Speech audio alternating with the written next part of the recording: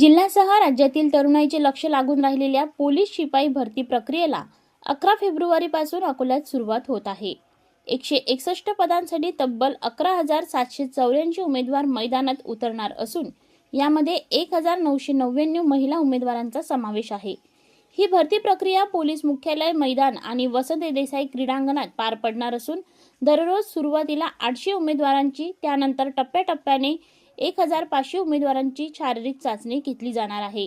उमेदवारांना दिलेल्या तारखेनुसार पहाटे 5 वाजता उपस्थित राहणे बंधनकारक आहे।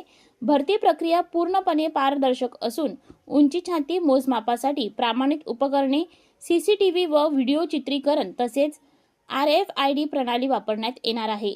1,600 मीटर, 800 मीटर आणि 100 मीटर धावण्याच्या चाचण्या घेणार आहेत। दरम्यान कोणत्याही एजंट किंवा दलालाच्या आमिषाला बळी पडू नये, पैशांची मागणी झाल्यास तात्काळ तक्रार करावी असे आवाहन पोलीस प्रशासनाने केले आहे।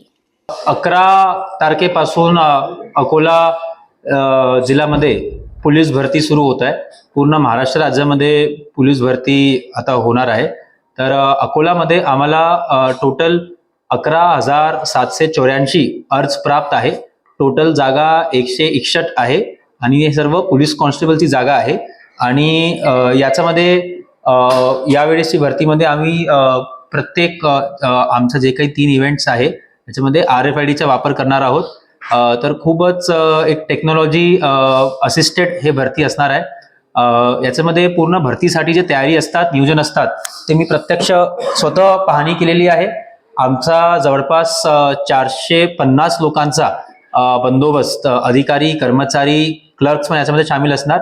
आणि प्रत्येक प्रोसेस म्हणजे on ground registration, biometric, document verification, height, chest, नंतर 100 मीटर, नंतर गोलाफेक, नंतर 1600 मीटर, यासाठी एक ऑन ग्राउंड मॅनेजमेंटसाठी आम्ही वेंडरची नियुक्ती केलेली आहे।